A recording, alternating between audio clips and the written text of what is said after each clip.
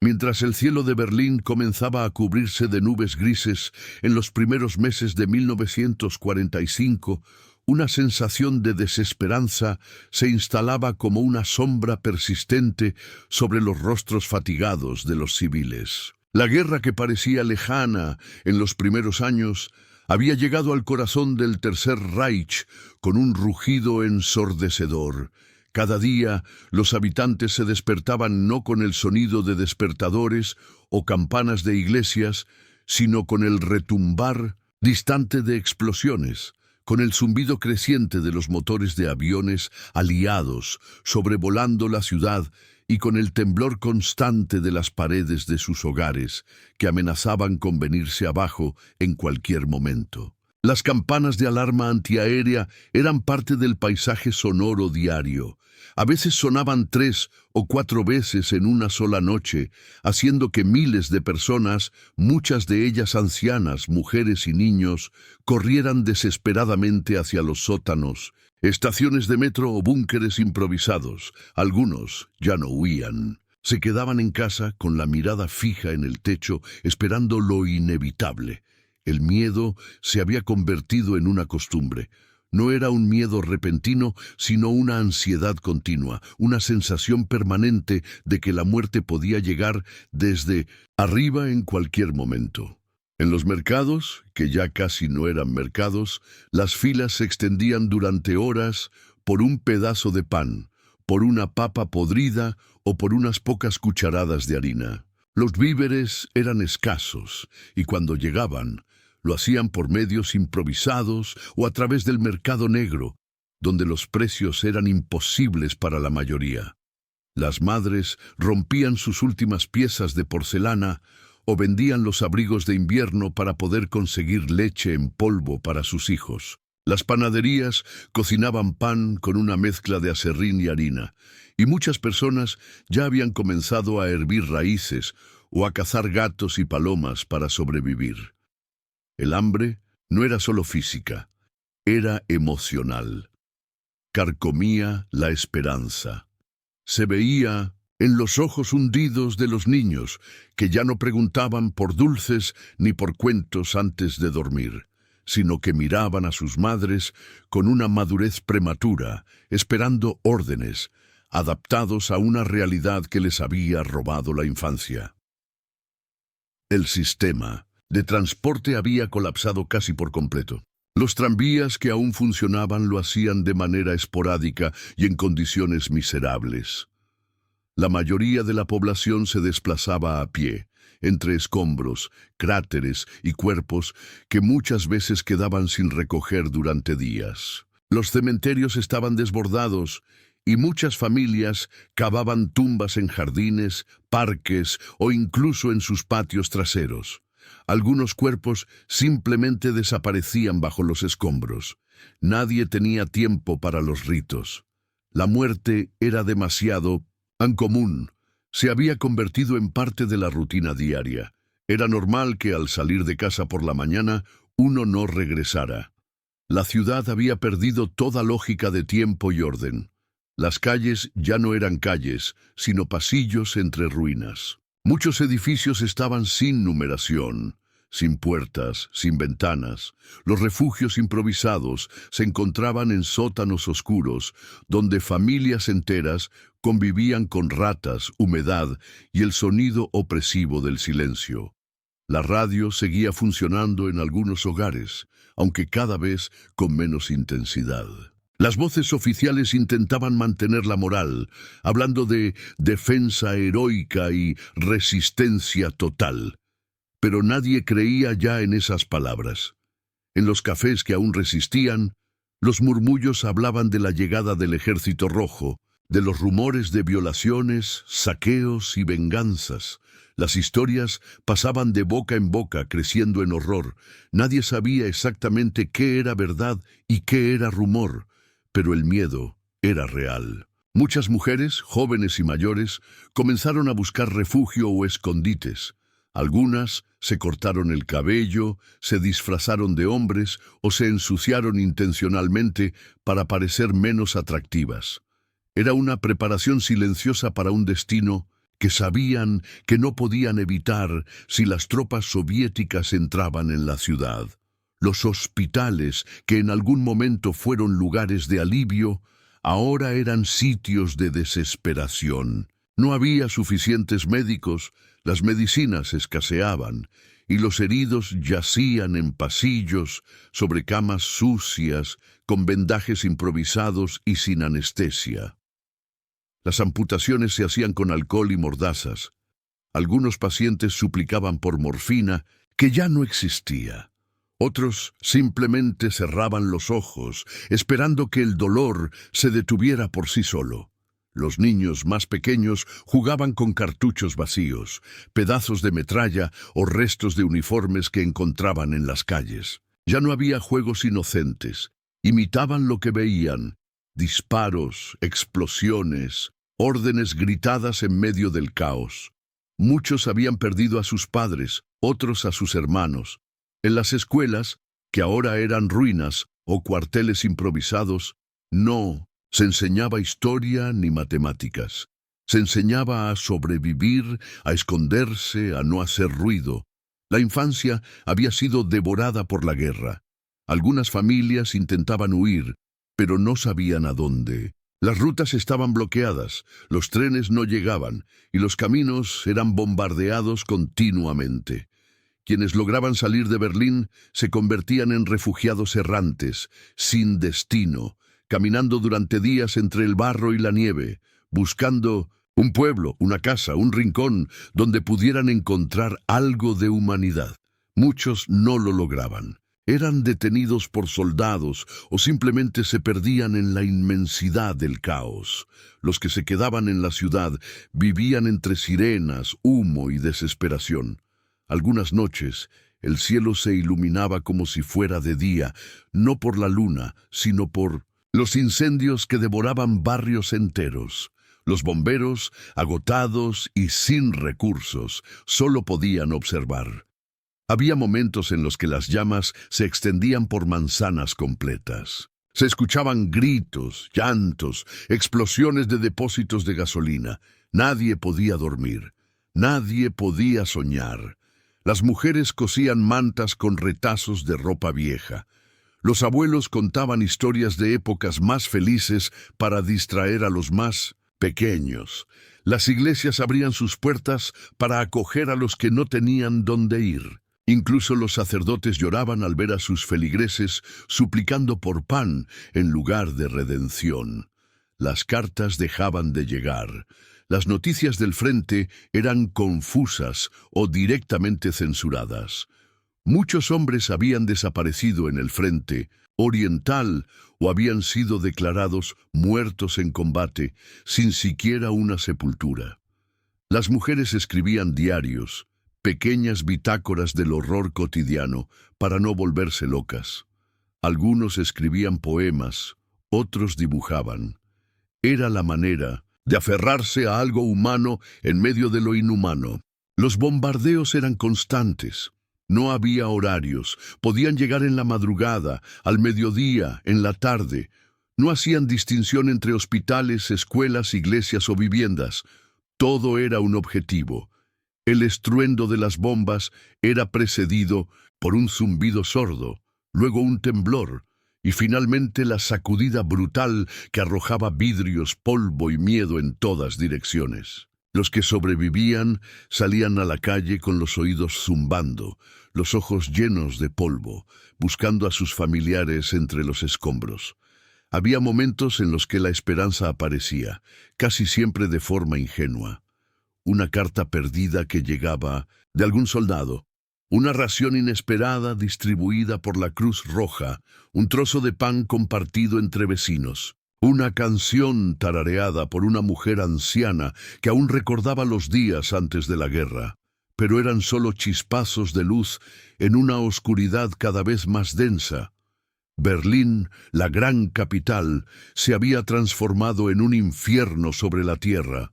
Sus calles ya no eran símbolo de poder, sino de ruina. Sus ciudadanos no eran parte de una nación triunfante, sino víctimas de una tragedia que los devoraba sin piedad.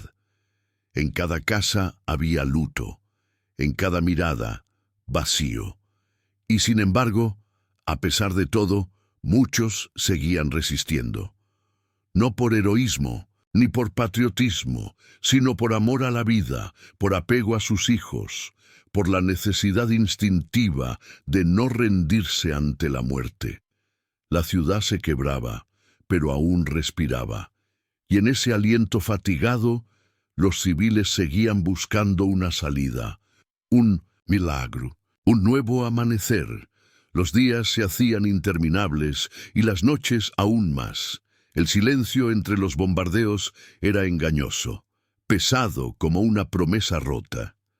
A veces se interrumpía con el sonido lejano de pasos apurados, otras veces con el llanto de un niño que no podía dormir por el hambre. Las madres hacían lo imposible para mantener la calma. Apretaban a sus hijos contra el pecho y les murmuraban palabras vacías, pequeñas mentiras piadosas que intentaban ser consuelo. Mañana traeré leche, mi amor. Ya casi se acaba. La guerra. Papá volverá antes de que llegue la primavera. Pero los niños no preguntaban mucho. Habían aprendido a leer las miradas de los adultos y sabían que las promesas no tenían sustancia. Dormían si podían, a veces cubiertos con periódicos, otras veces abrazados unos a otros en los pasillos de edificios en ruinas. No había camas para todos, no había calor ni comida suficiente. Solo quedaba resistir.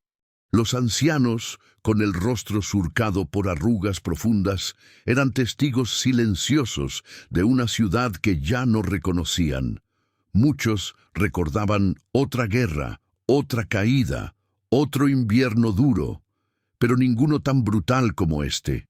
Caminaban lentamente, entre escombros, recogiendo lo que podían, siempre con un saco al hombro o un carrito oxidado, buscando carbón, leña, restos de pan, cualquier cosa útil. Algunos murieron de frío, otros de agotamiento, y a muchos simplemente los venció la tristeza. Había mujeres mayores que no salían desde hacía semanas, acurrucadas en rincones oscuros, esperando que todo terminara. La guerra se había llevado a sus maridos, a sus hijos, a sus vecinos, y ya no les quedaba fuerza para enfrentar el derrumbe de su ciudad. En las iglesias, los bancos se llenaban no de fieles devotos, sino de desesperados. Se rezaba sin convicción, se encendían velas por los que nunca volverían. Algunos sacerdotes ofrecían sermones que ya nadie escuchaba del todo. Otros se habían unido a los refugiados, intentando repartir pan, consuelo y alguna palabra de esperanza. Era difícil mantener la fe en medio del infierno. La gente hablaba de castigo, de destino, de traición. Cada cual tenía su versión. Algunos culpaban a los líderes, otros a los enemigos, pero la mayoría simplemente guardaba silencio. Las opiniones se volvieron peligrosas. Hablar demasiado podía costarte la vida. Las paredes escuchaban. Los delatores aún existían, incluso en los últimos días del régimen. Los sótanos de los edificios eran como ciudades subterráneas, oscuras, húmedas, llenas de gente que apenas se conocía. Familias enteras convivían con desconocidos, compartiendo el poco espacio, los pocos recursos y el miedo. Se hablaba en voz baja, se cocinaba en ollas pequeñas sobre brasas improvisadas, se dormía sobre mantas extendidas sobre el suelo. A veces se lloraba en silencio. Las noticias llegaban por susurros, que los soviéticos ya habían cruzado el Oder, que los americanos estaban más al oeste, que se libraban combates en las afueras de Berlín. Cada día traía nuevas versiones, nuevas esperanzas o nuevas pesadillas. Y aún así, la mayoría no tenía a dónde ir. Escapar era casi imposible. Los caminos estaban cortados, los trenes detenidos, los autos requisados por el ejército. Solo quedaba resistir, esperar, confiar en que se pudiera sobrevivir un día más.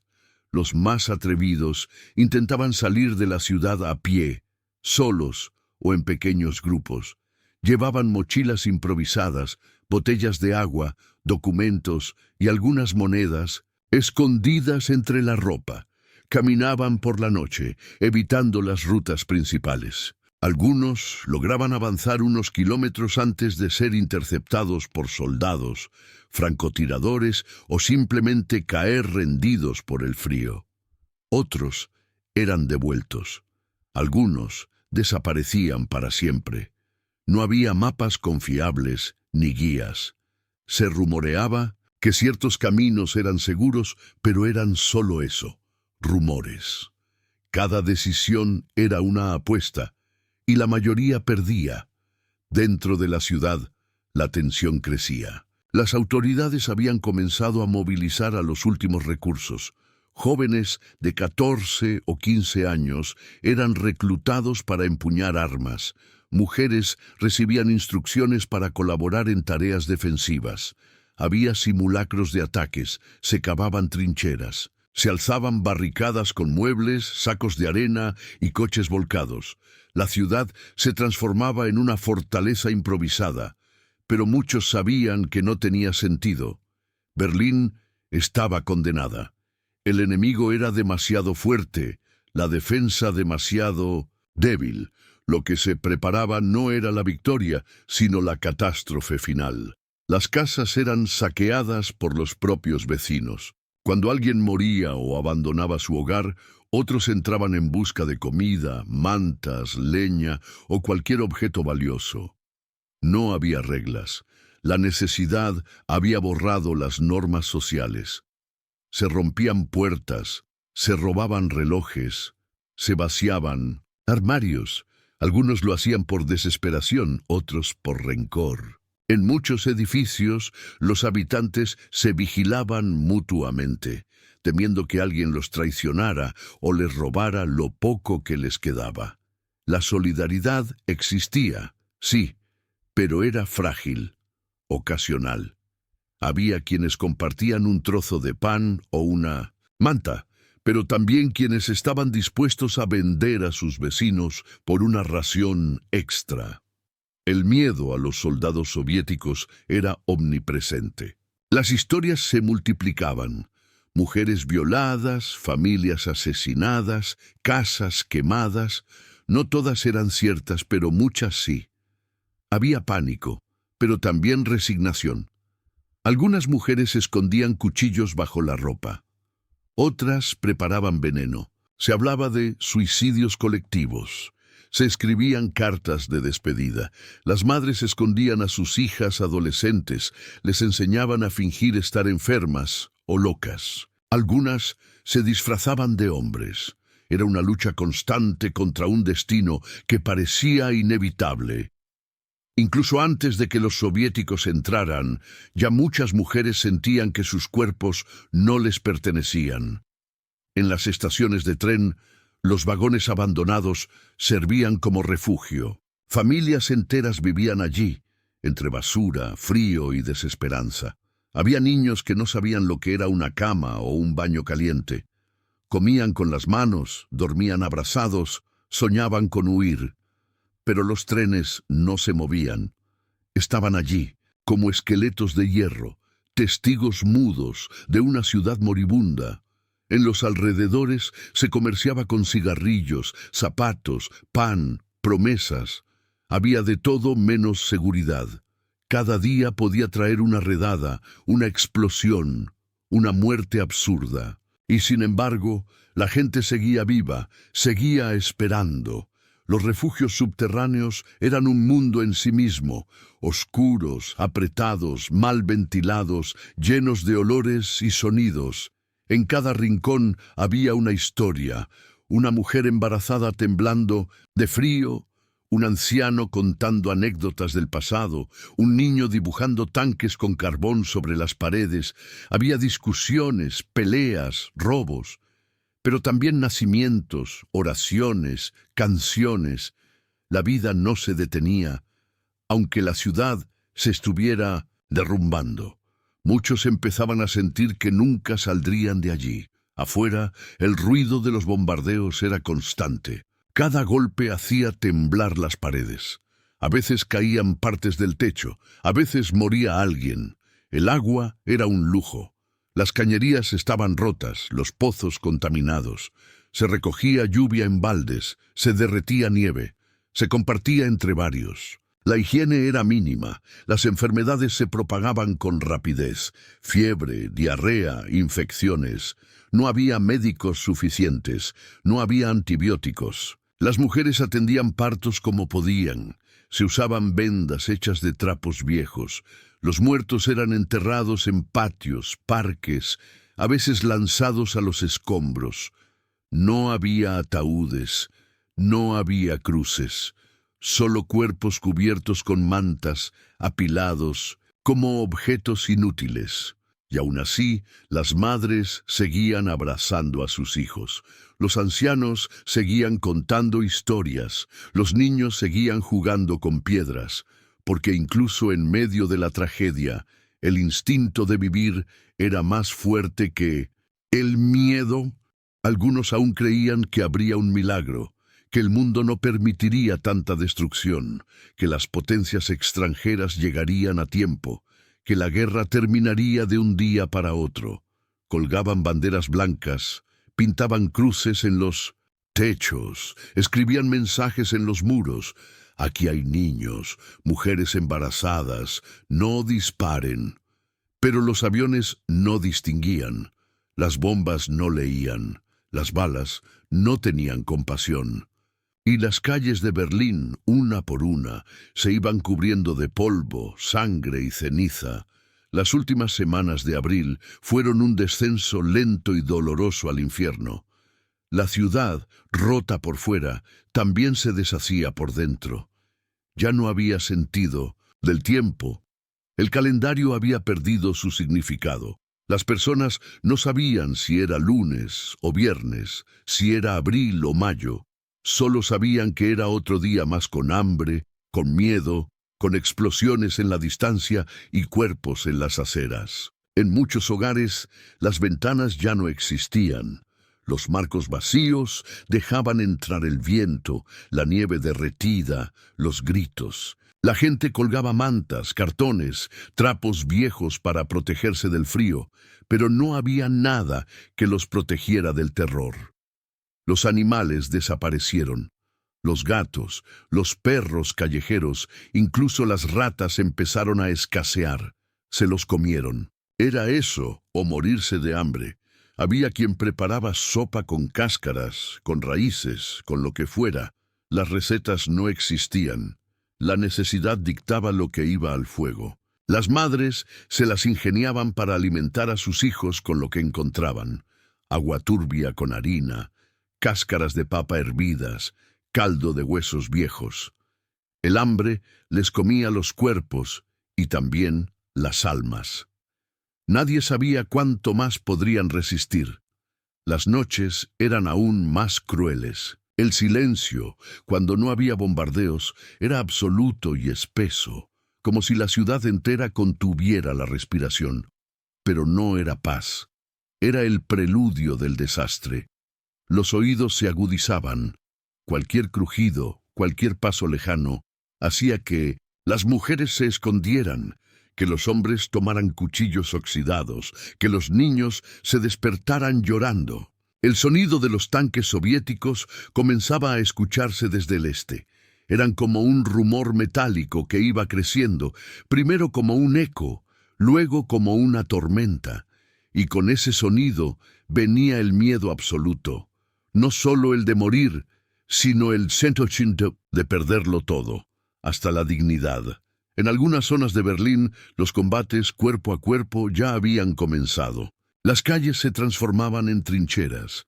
Los soldados alemanes jóvenes, muchos apenas adolescentes, se atrincheraban en edificios derruidos.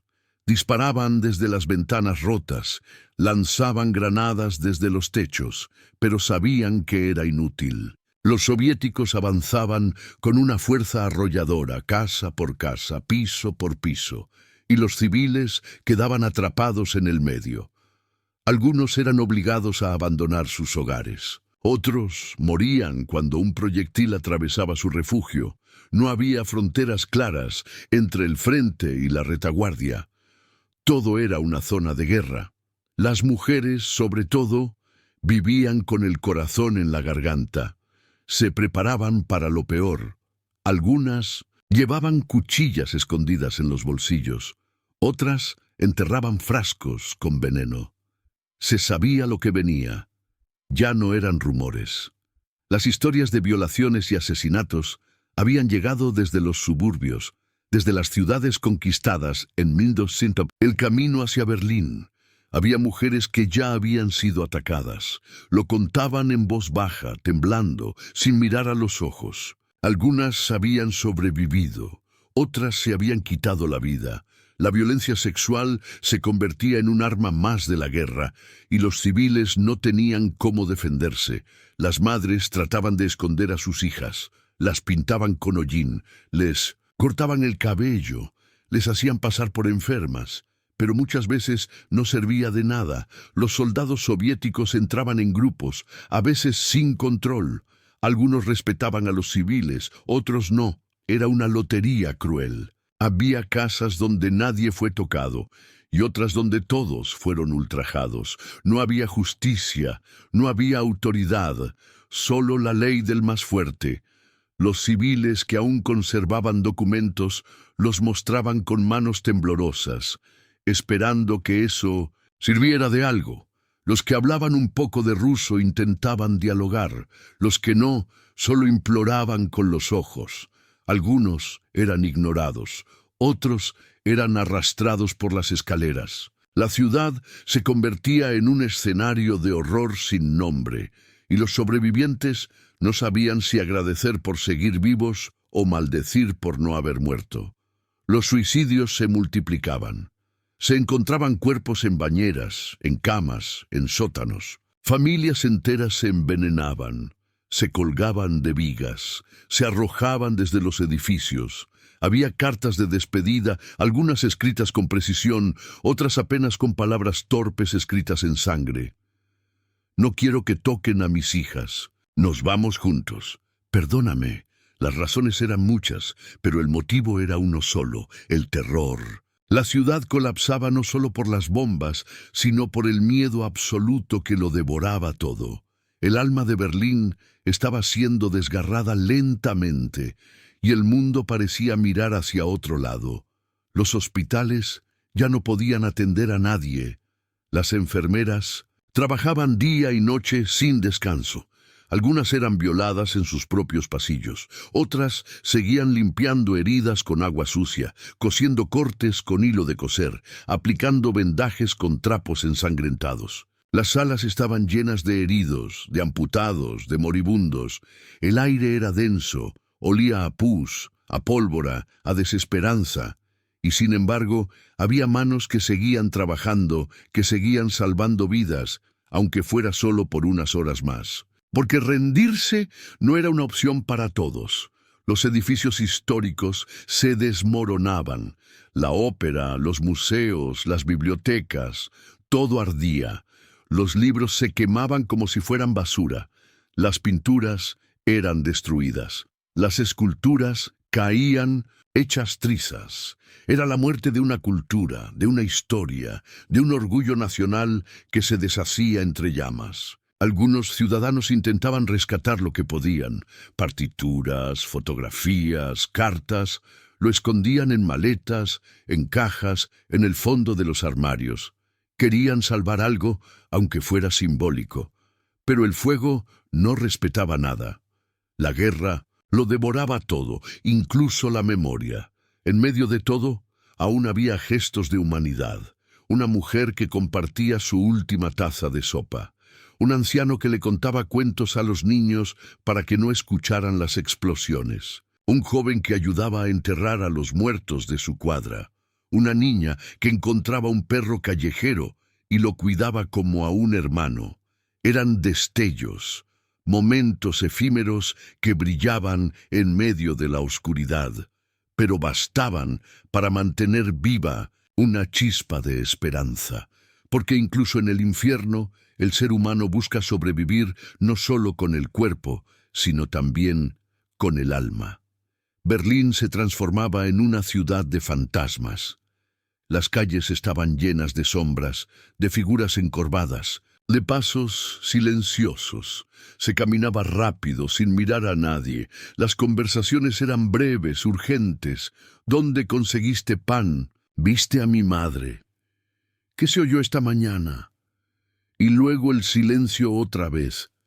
Cada quien regresaba a su rincón, a su escondite, a su pedazo de oscuridad, y rezaba, o lloraba, o simplemente se quedaba quieto, con los ojos abiertos, esperando que pasara la noche, y cada amanecer traía más ruinas, más humo, más muertos, más niños huérfanos, más madres enloquecidas, más viejos sentados en escaleras con la mirada perdida. Pero también cada amanecer era una victoria para quienes aún respiraban, una pequeña rebelión contra la muerte, un acto de fe irracional, porque mientras uno siguiera vivo, había una posibilidad, por mínima que fuera, de ver el fin, de salir de entre los escombros, de volver a construir, de volver a ser humano. La llegada definitiva del Ejército Rojo al corazón de Berlín marcó un antes y un después en la percepción del horror. Los tanques avanzaban por las avenidas principales, aplastando no solo barricadas, sino también la última ilusión de quienes todavía esperaban un acuerdo de paz o una retirada. Los soldados soviéticos, endurecidos por años de guerra y sufrimiento, avanzaban con furia contenida. Muchos habían perdido a sus familias, sus pueblos natales habían sido reducidos a cenizas por los bombardeos alemanes, y cada calle de Berlín representaba una revancha, un ajuste de cuentas con la historia. Pero para los civiles atrapados, entre las ruinas, la guerra ya no era ideológica ni militar, era la experiencia desnuda de la supervivencia. Las violaciones se convirtieron en una realidad aterradora y omnipresente. A cada cuadra tomada por las tropas soviéticas aumentaba el número de víctimas. No importaba la edad ni la condición. Las niñas eran escondidas en sótanos o detrás de muros falsos. Algunas eran disfrazadas de niños. Otras eran cubiertas con barro y hollín para parecer enfermas o muertas. Pero incluso esas medidas muchas veces fallaban. Las mujeres eran tomadas como botín de guerra, y en la mayoría de los casos no había nadie para defenderlas. Los pocos hombres que quedaban eran viejos, heridos o desarmados. Algunos intentaban enfrentarse a los agresores y morían al instante. Otros cerraban los ojos, derrotados por la impotencia.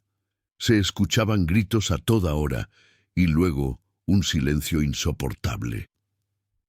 A medida que pasaban los días, muchas mujeres comenzaron a caminar como sombras.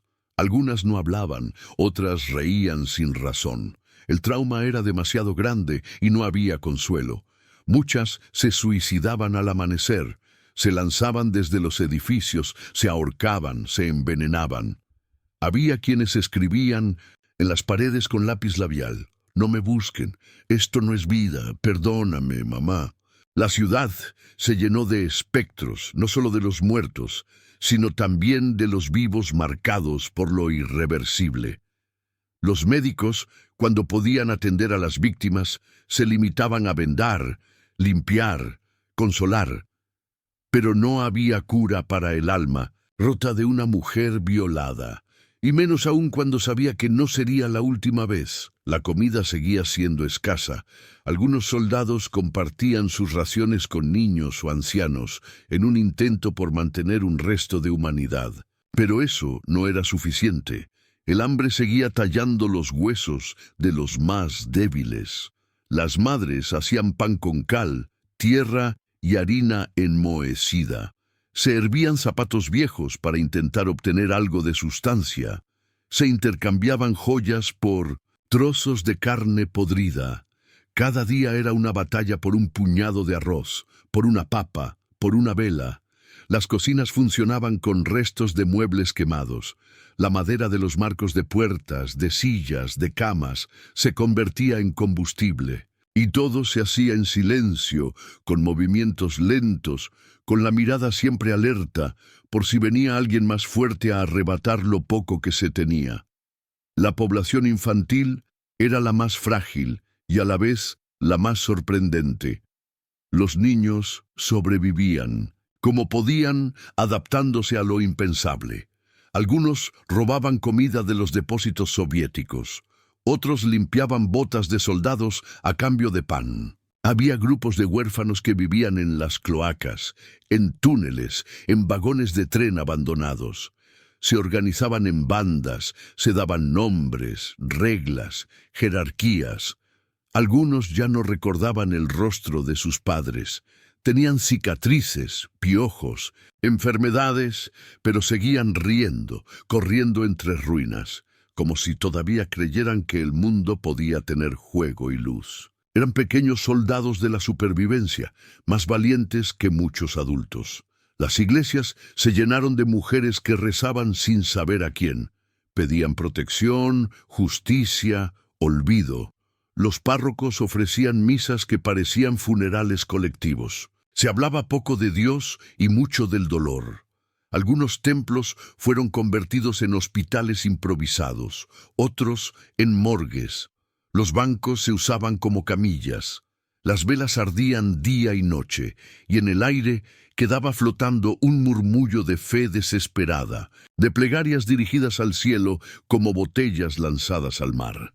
La administración alemana había colapsado. No había alcaldes, ni policías, ni líderes visibles. Los soviéticos comenzaron a establecer sus propias estructuras, pero al principio todo fue caótico. Había saqueos, ejecuciones sumarias, confusión. Nadie sabía a quién acudir. Algunas mujeres intentaban aliarse con soldados rusos en busca de protección. Les ofrecían comida, compañía, incluso afecto, como una forma de escapar a la violencia de los otros. Pero esa protección era frágil y muchas veces también abusiva. Los vínculos que se formaban eran de necesidad, no de confianza. Con el paso de los días, el frente de batalla se desplazó hacia el oeste y Berlín quedó parcialmente en manos soviéticas. La ciudad era un cementerio abierto. Había cuerpos en las escaleras, en los parques, en los patios. Algunos eran enterrados por vecinos, otros eran dejados donde estaban. Los perros callejeros comenzaban a merodear. Las casas ardían por dentro y el humo daba a las calles una neblina perpetua. Los árboles estaban pelados, quemados, deshechos. Y entre todo eso, los civiles caminaban lentamente, en silencio, como en un funeral interminable.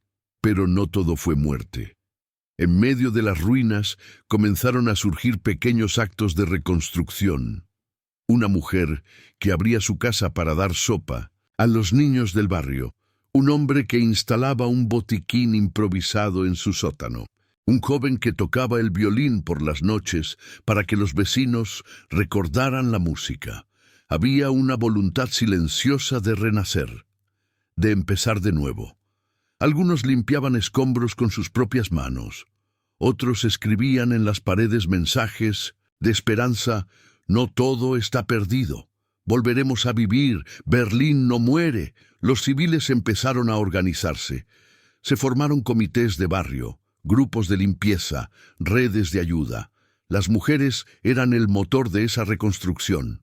Cuidaban a los niños, preparaban comida, buscaban agua, y aún así tenían fuerzas para sonreír.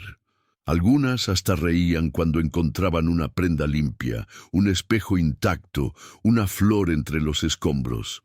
La vida volvía, lentamente, como una hierba entre las grietas del cemento. El destino de los civiles de Berlín fue el de quienes, sin haber portado un arma, sufrieron la peor parte de la guerra. Fueron testigos y víctimas. Fueron cuerpos anónimos entre ruinas, pero también fueron manos que curaban, brazos que abrazaban, ojos que miraban al cielo esperando un futuro. En medio del horror, nunca dejaron de ser humanos, y esa fue su mayor victoria. La lenta llegada de una calma aparente no significó la paz para los civiles que habían sobrevivido a la tormenta. El fin de los combates no trajo descanso, sino una nueva fase de angustia, de preguntas sin respuesta, de heridas abiertas que ni el tiempo ni el silencio podían cerrar. Berlín ya no era una ciudad, era un esqueleto gigante de ladrillos humeantes, de ventanas sin cristales, de techos abiertos, al cielo y calles tan vacías como los ojos de sus habitantes. Los pocos árboles que seguían en pie estaban negros, retorcidos, como si la tierra misma hubiera querido gritar, pero se hubiera quemado por dentro. Los niños que quedaban vagaban como pequeños fantasmas. Muchos no tenían familia. Nadie sabía quiénes eran, de dónde venían, cómo se llamaban. Algunos no hablaban. Habían visto cosas que ningún ser humano debería ver, y en su inocencia habían quedado congelados. Dormían donde podían. Ladraban como perros si alguien se les acercaba. Otros, más valientes o quizás más endurecidos, se unían en pequeños grupos para robar comida, buscar mantas, sobrevivir. Eran los nuevos hijos de la guerra, producto de la destrucción, abandonados por un mundo que los usó como escudo humano. Las mujeres caminaban por la ciudad con pasos lentos, medidos. Muchas habían sido violadas una y otra vez. Algunas habían perdido la razón y vagaban descalzas, con la ropa rota, hablando con voces que nadie escuchaba. Otras intentaban recomenzar, organizar, limpiar, juntar los pedazos. Eran madres, hermanas, hijas todas marcadas por el mismo horror. Se formaban pequeños círculos de ayuda, de mujeres que curaban con caricias, con sopa caliente, con palabras dulces. Se leían poemas en voz baja, se cosían ropas con retazos de cortinas, se buscaba reconstruir lo que ya no tenía forma. La ciudad entera era un lamento. Cada calle tenía su propio cementerio improvisado. Algunas cruces eran de madera, con nombres escritos a mano. Otras eran solo piedras puestas sobre cuerpos enterrados a prisa. Había mujeres que iban cada día a sentarse junto a esos montículos, no porque supieran que ahí estaba su esposo o su hijo, sino porque necesitaban un lugar para llorar. Se hablaba con los muertos como si aún estuvieran vivos.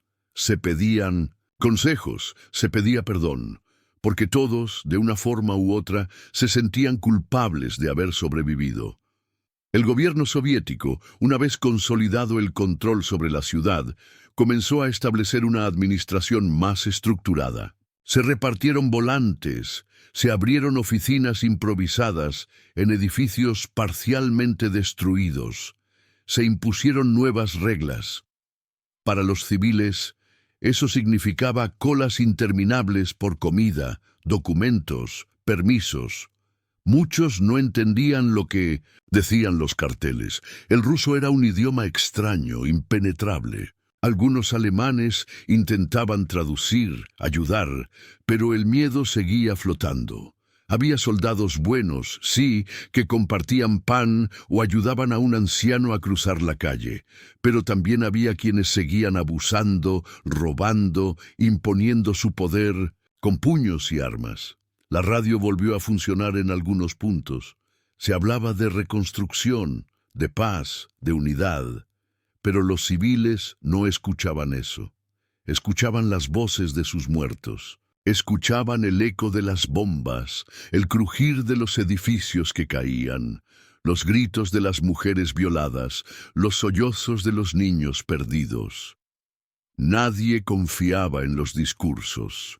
La verdad estaba en los ojos de los vecinos, en las manos de quienes ayudaban sin hablar, en las miradas de quienes habían visto lo que el mundo nunca supo del todo.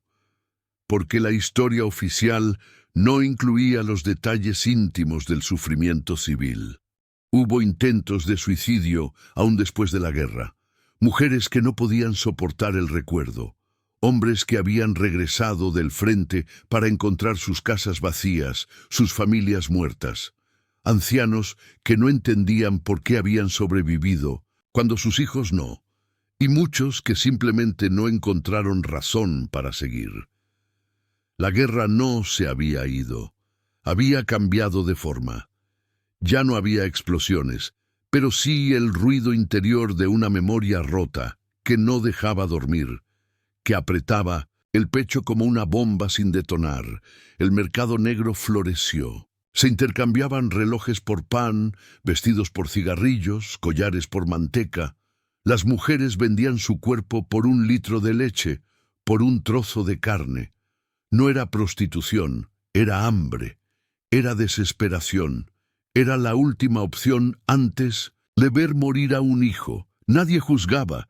Todos sabían que en la ruina no hay moral, solo necesidad, y sin embargo se formaban lazos. Algunos soldados soviéticos se enamoraron sinceramente de mujeres berlinesas. Hubo parejas, matrimonios, hijos. El amor floreció entre escombros, pero también hubo traiciones, rechazos, dolor. Todo estaba mezclado. Nada era puro, todo era guerra, incluso la paz. Las escuelas intentaron reabrir. Se reunían los niños en patios destruidos, en iglesias vacías, en sótanos adaptados. Los maestros, muchos de ellos sobrevivientes también, les enseñaban a leer, a contar, a escribir su nombre. Pero también les enseñaban a vivir con dolor, a entender que el mundo no es justo, que hay que aprender a llorar sin hacer ruido, que a veces se pierde todo y se sigue. Algunos niños dibujaban tanques, explosiones, cadáveres. Otros dibujaban flores, soles, manos. Cada uno tenía su forma de hablar lo que no podía decir con palabras. Los médicos que quedaron en la ciudad hicieron lo imposible por seguir atendiendo. Crearon clínicas improvisadas, fabricaron medicamentos con ingredientes mínimos, operaban con herramientas sucias. Las infecciones se extendían, pero también el agradecimiento. Cada vida salvada era un triunfo. Cada fiebre que bajaba, una pequeña victoria contra el desastre. Las mujeres que sabían de hierbas, de remedios caseros, se convirtieron en médicas de sus barrios. Se compartían recetas, consejos, experiencias. La medicina se volvió humana, cercana, desesperadamente creativa. En los barrios más destruidos, los vecinos se organizaron para remover escombros. Se trabajaba con picos, palas, manos. A veces se encontraban cuerpos, a veces objetos queridos, una foto, un anillo, una muñeca rota. Cada hallazgo era un pedazo de la vida anterior y también un motivo para seguir. Los hombres que habían vuelto del frente muchas veces no hablaban. Se sentaban en silencio, con la mirada perdida. Eran cuerpos presentes con almas lejanas. Habían visto tanto que no sabían cómo volver, y aún así algunos se ponían de pie, ayudaban a construir, a cavar, a empujar carretillas, porque aunque la mente no pudiera, el cuerpo recordaba el deber de vivir. Las noches seguían siendo largas, no por los bombardeos, sino por el insomnio, por los recuerdos, por la falta de luz, de calefacción, de compañía. Se cantaban canciones viejas, se leían libros desgastados a la luz de una vela, se hablaba en voz baja. Cada casa era un refugio, una fortaleza frágil donde la esperanza se aferraba como una enredadera débil. Se escribían diarios, cartas, que nunca se enviaban, poemas escondidos en latas vacías, porque escribir era también resistir, era gritar sin hacer ruido. Y lentamente entre los restos comenzó a crecer algo nuevo, una sonrisa entre lágrimas, un nacimiento en medio del luto, un árbol que brotaba donde antes hubo una explosión. Berlín no moría, se arrastraba, se levantaba, respiraba con dificultad, pero respiraba, y en el corazón roto de cada civil quedaba una certeza silenciosa. Habían visto el infierno, habían sobrevivido, y eso los hacía invencibles. Con el paso de los meses, Berlín comenzó a parecer una ciudad que luchaba entre dos realidades, la del pasado destruido y la de un futuro incierto. Los escombros seguían allí, amontonados como recordatorios constantes del horror vivido, pero en los rostros de algunos civiles empezaban a aparecer líneas de determinación.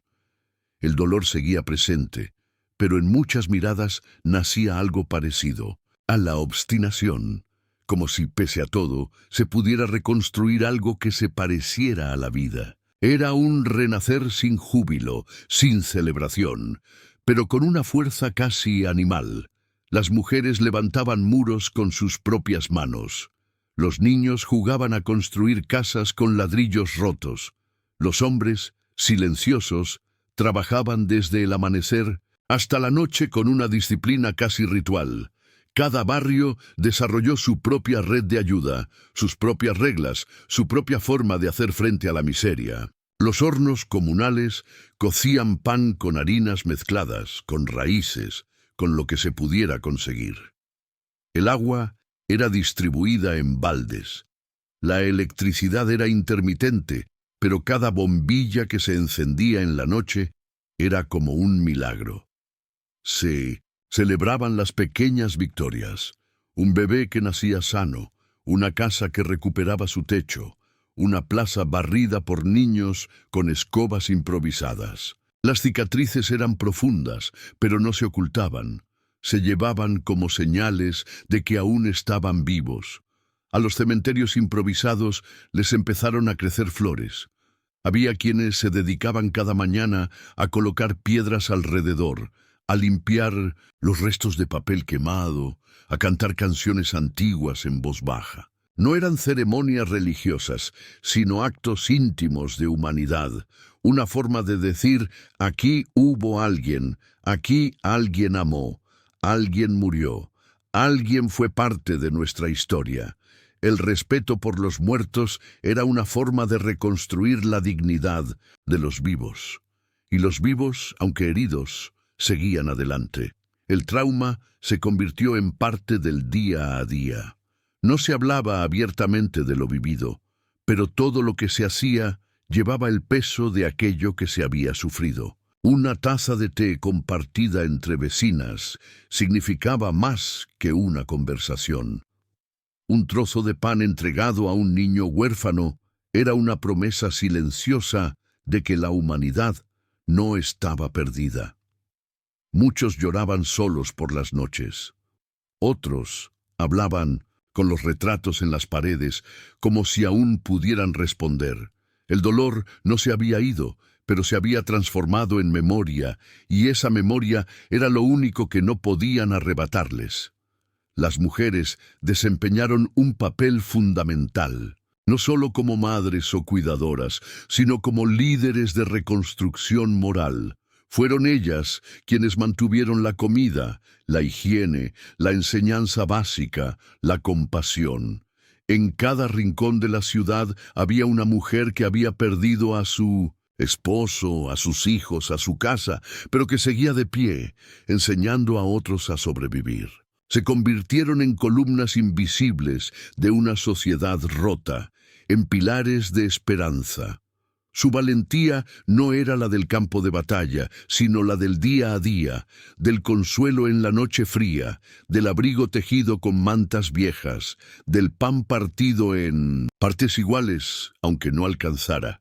Los niños, marcados por el horror, empezaron a reír otra vez. Jugaban entre las ruinas, se inventaban historias, se pintaban la cara con carbón, corrían por pasillos donde antes hubo fuego. Algunos encontraban libros y los leían en voz alta. Otros preguntaban por qué pasó todo, y los adultos respondían, con metáforas, con silencios, con cuentos. Nadie quería hablar directamente de las bombas, de las violaciones, de la desesperación. pero todos sabían que esos niños eran lo único que podía salvar el mañana, y por eso se les cuidaba, se les protegía, se les abrazaba con más fuerza de la que parecía posible. La llegada de ayuda internacional alivió algo de la carga. Caravanas con medicamentos, ropa, leche en polvo, camiones con mantas, utensilios, zapatos, voluntarios que hablaban otros idiomas pero que traían sonrisas y gestos amables. Para muchos fue la primera vez que sintieron que el mundo no los había olvidado. Había quienes no aceptaban la ayuda por orgullo, por desconfianza, pero la mayoría, con la mirada baja y las manos temblorosas, la recibía como una forma de respirar. Porque por mucho que uno quiera resistir solo, hay momentos en que la compasión ajena es la única medicina. Algunos intentaron marcharse. Se fueron a pueblos, a otros países, a buscar familiares, a olvidar. Pero la mayoría se quedó.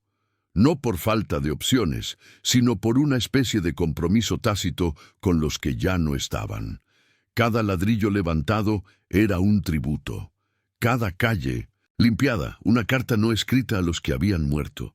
Era una forma de decir, no fue en vano, estamos aquí, seguimos, no pudieron con nosotros. Porque el verdadero triunfo de Berlín no fue militar ni político, fue humano, fue el de los civiles, que sin armas, sin privilegios, sin poder, enfrentaron el rostro más cruel de la guerra y siguieron caminando.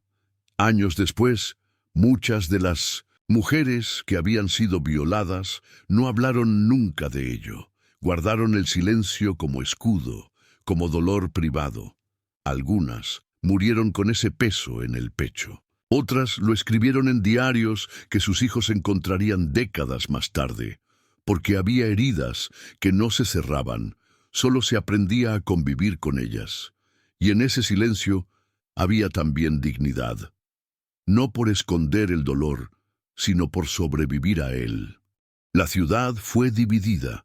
Se construyeron muros visibles e invisibles, pero los civiles, los que lo habían perdido todo, sabían que ninguna barrera podía separar lo que habían vivido juntos. Un vecino del este compartía la misma historia que uno del oeste. Una anciana que cruzaba el mercado con una canasta vacía llevaba la misma memoria que otra que esperaba el tranvía con su nieto. Porque la guerra no reconocía ideologías. Había golpeado por igual. Y la reconstrucción, aunque fragmentada, era también un proceso compartido. Algunas plazas volvieron a tener flores, los cafés volvieron a abrir, se volvió a bailar, se volvió a cantar, pero todo tenía un sabor distinto. Ya no había ingenuidad, ya no había certezas, solo una conciencia aguda de la fragilidad de la vida y una gratitud profunda por cada día, sin explosiones, sin hambre, sin miedo.